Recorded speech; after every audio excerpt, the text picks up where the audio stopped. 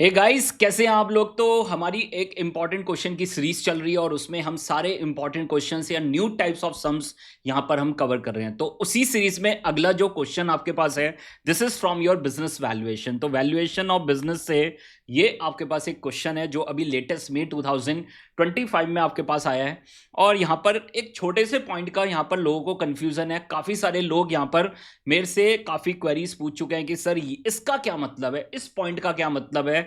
तो बहुत ध्यान से करना है। क्वेश्चन नंबर देखिए, आपके पास 5B है, मई 2025, और ये कितने मार्क्स का आया था सर? 7 मार्क्स का आया था। तो ये बात भी आप क्लैरिटी से देख सकते हैं कि 7 मार्क्स को गेन करने में हमें बिल्कुल ज़्यादा टाइम लगने वाला नहीं है। बस हमें इंटरप्रिटेशन आनी चाहिए, हमें क्वेश्चन का वहां पर देख लीजिए मीनिंग समझ में आना चाहिए कि वो क्वेश्चन में क्या पूछ रहा है। तो देखिए सर, क्वेश्चन को वहां पर पहले रीड करते हैं अच्छे से और फिर उसके बाद वहां पर उसको सॉल्व करते हैं। तो देखिए sir, Zio is a small to medium-sized privately held company specializing in the electrical equipment manufacturing and is seeking the additional investors. So they are looking for the investors.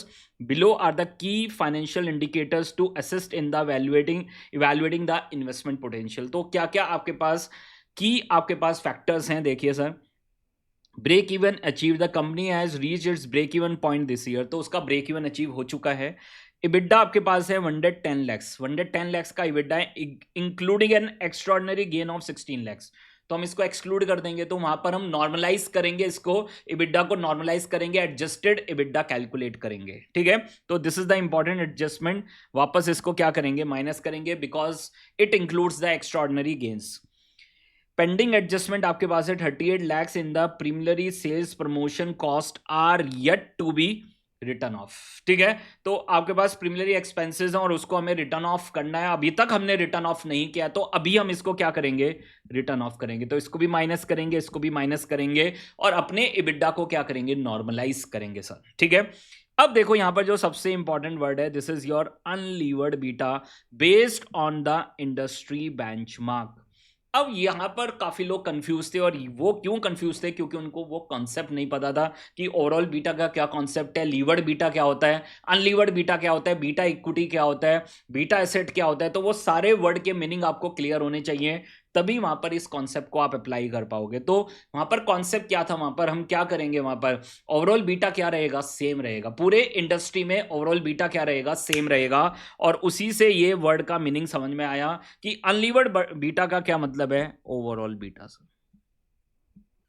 This is your overall beta. अगर यहां levered beta लिखा होता है तो उसका मतलब क्या होता है, beta equity sir. This is beta equity. तो कहीं पर भी अपने पास लिख लो सर, आगे भी आपके पास ये क्वेश्चन पूछा जा सकता है, इस तरह का पॉइंट पूछा जा सकता है। This is very very important point. International financial management में हमने कवर किया हुआ इस पॉइंट को, और मैंने वहां पर भी आपको बताया था कि ये कॉन्सेप्ट कहीं पर भी ऐड किया जा सकता है। Valuation of business, security valuation, वहां पर पोर्टफोलियो, कहीं पर भी इस कॉन्सेप्ट को वो पूछ सकते हैं। This is the beta calculation for the thinly traded company, private company, उनका हम बीटा कैलकुलेट करते हैं। तो we have a simple concept. Beta overall क्या है आपके पास, beta equity into proportion of equity, beta dept into proportion of डेप्ट, और डेप्ट को क्या लेंगे, नेट ऑफ टैक्स लेंगे। This is the simple concept. तो यहां पर आपके पास ओवरऑल बीटा दे रखा है और उससे मैं क्या निकाल लूंगा, बीटा इक्विटी निकाल लूंगा। And this is the concept जो यहां पर हमें अप्लाई करना है।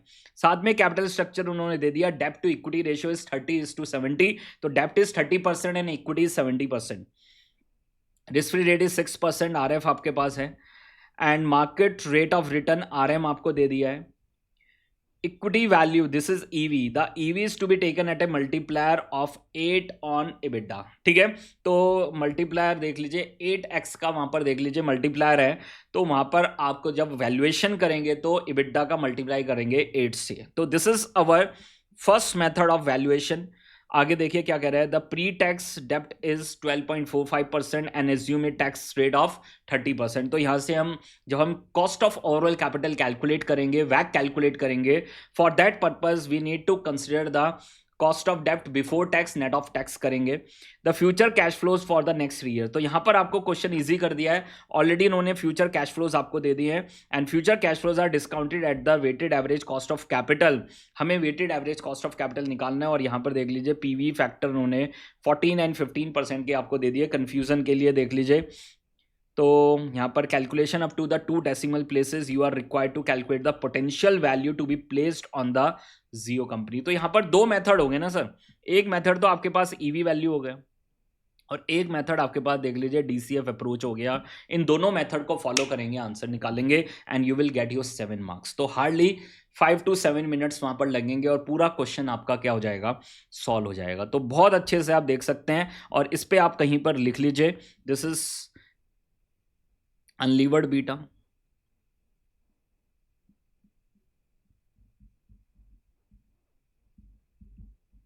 बीटा ओवरऑल, और ओवरऑल बीटा तो सबके लिए क्या रहेगा, सेम रहेगा। लीवर्ड बीटा अगर लिख देते हैं तो हमारी बुक में क्वेश्चन और वहां पर लीवर्ड बीटा लिखा हुआ है, तो हमने वहां पर क्या लिया था उसको, बीटा इक्विटी सर। तो ये पॉइंट कहीं पर आप नोट कर लो and this is the important hint जो इस क्वेश्चन में रिक्वायर्ड है सर। ठीक है, तो ये एक इम्पॉर्टेंट हिंट है। तो सबसे पहले वर्किंग नोट में हम बीटा इक्विटी निकाल लेंगे सर। तो इंस्टीट्यूट ने तो अपना वहाँ पर फॉर्मूला बेस्ड कैलकुलेशन किया और हमने लॉजिकल है। तो बीटा ओवरऑल क्या होगा आपके पास, beta equity into weight of equity, beta dept into weight of डेप्ट, और बीटा डेप्ट नहीं है तो वो हम क्या मानेंगे, एज्यूम टू बी 0। ठीक है, तो बीटा ओवरऑल,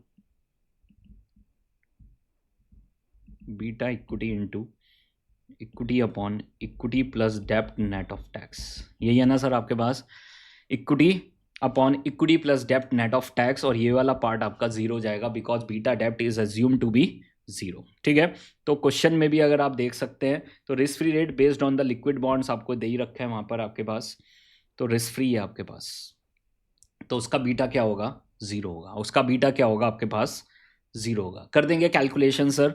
तो बीटा ओवरऑल आपके पास क्वेश्चन में गिवन है, दिस इज योर 1.5, तो this is 1.5 equal to beta equity, और इक्विटी का प्रोपोर्शन आपके पास कितना है, 70% है, तो इक्विटी प्रोपोर्शन इज 70%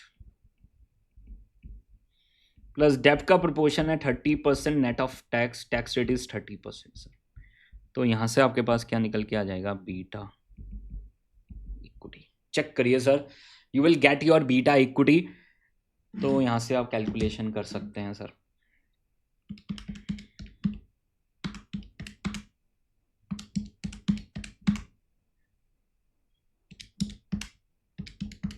तो आपका आ जाएगा आंसर 1.95 टाइम्स। क्लियर है, बीटा इक्विटी जैसे आ जाएगा तो उससे हम के कैलकुलेट कर लेंगे। Working note number 2, calculation of के सर। और यही तो हमने कॉन्सेप्ट सीखा था कि जो थिनली ट्रेडेड कंपनी है, जो कम ट्रेड हो रही हैं, या प्राइवेट कंपनीज हैं जिनका डायरेक्टली बीटा अवेलेबल नहीं है, तो in that case we can calculating using this concept, this is beta overall equal to beta equity into proportion of equity plus beta dept into proportion of डेप्ट। तो अब बस question में देखना है, beta overall हम कैलकुलेट कर लेंगे, तो जो भी कंपेरेबल कंपनी है तो उसका बीटा इक्विटी लेंगे, उसका वहां पर कैपिटल स्ट्रक्चर लेंगे, उससे बीटा ओवरऑल निकालेंगे, एंड वी आर एज्यूमिंग कि पूरे सेक्टर का बीटा ओवरऑल क्या रहेगा, सेम रहेगा। तो उसी कॉन्सेप्ट को यूज करके वी आर कैलकुलेटिंग द, देख लीजिए यहां पर हमने बीटा इक्विटी कैलकुलेट कर लिया, and this is risk free plus RM minus RM। ठीक है, तो risk free is already given in the question, this is 6%, beta भी हमने कैलकुलेट किया 1.95, एंड दिस इज 12% माइनस 6%। तो ये आपके पास कैलकुलेट होकर आ जाएगा। तो this is 6 into 1.95 plus 6, and this is your 17.7% sir, this is your 17.7%। साथ में we need to calculate the वैक, वैक calculate करेंगे, and this is cost of equity into weight of equity, cost of dept, weight of डेप्ट, और KD निकालने के लिए क्या करेंगे वहां पर, उसको net of tax, before tax को क्या बनाएंगे, नेट ऑफ टैक्स। ठीक है, तो के ही आपके पास हमने अभी कैलकुलेट किया 17.70%, weight of equity is 70%, and this is 12.45 net of tax into 0.3, तो you will get your weighted average cost of capital sir. So this is 12.45 into 0.7 into 0.3 and 17.7 into 0.7, and you will get your 15%. तो वैसे 15.0045 कह रहे हैं, but यहाँ पर question में clear instruction given है, calculation up to the 2 decimal point, तो योर आंसर विल बी 15%। तो आपका आंसर कितना आने वाला है यहाँ पर? 15% सर। क्लियर है सर? तो ये आपके पास देख लीजिए, this is your weighted average cost of capital. तो यहां पर आपके पास दो मेथड हैं वैल्यूएशन के, method number 1 and this is your EV, enterprise value is 8 times of EBITDA। तो first we need to calculate the adjusted EBITDA और normalise करेंगे उसको। तो क्वेश्चन में ऑलरेडी आपके पास दे रखा है, this is your EBITDA value is 110 lakhs, और उसमें कौन कौन सी एडजस्टमेंट करेंगे? 16 lakhs एंड 38 lakhs। ठीक है, तो ये हम ऑलरेडी डिस्कस कर चुके हैं। एक्स्ट्राऑर्डिनरी गेन है तो वापस माइनस कर देंगे, और वहां पर प्रीमिलरी सेल्स प्रमोशन कॉस्ट है जो अभी तक रिटर्न ऑफ नहीं हुई है, राइट ऑफ नहीं हुई है, तो उसको राइट ऑफ कर देंगे। तो this is your 110 lakhs minus 16 lakhs minus 38 lakhs। तो this is your adjusted EBITDA sir, this is your 56 lakhs। तो एडजस्टेड EBITDA आपके पास कैलकुलेट होके आ जाएगा। Now you will get your EV। तो this is your first method of valuation, 8 into 56 lakhs and this is 448 lakhs, 448 lakhs। तो ये आपके पास first method से आ गया, and now we have method number 2 sir. दूसरा मेथड आपके पास है, this is valuation based on the discounted cash flow of DCF approach से।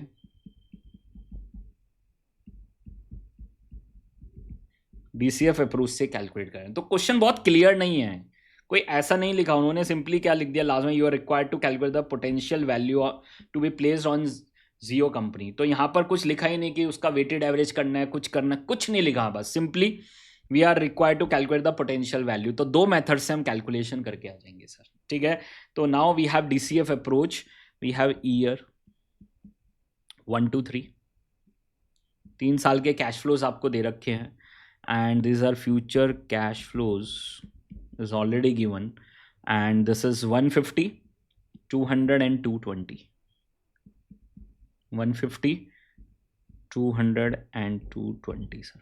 This is your free cash flows, और यहाँ पर प्रेजेंट वैल्यू फैक्टर्स आपके पास हैं, ऑलरेडी क्वेश्चन में गिवन है 15% के 0.870, 0.756 एंड 0.658, तीनों को कंसिडर करेंगे।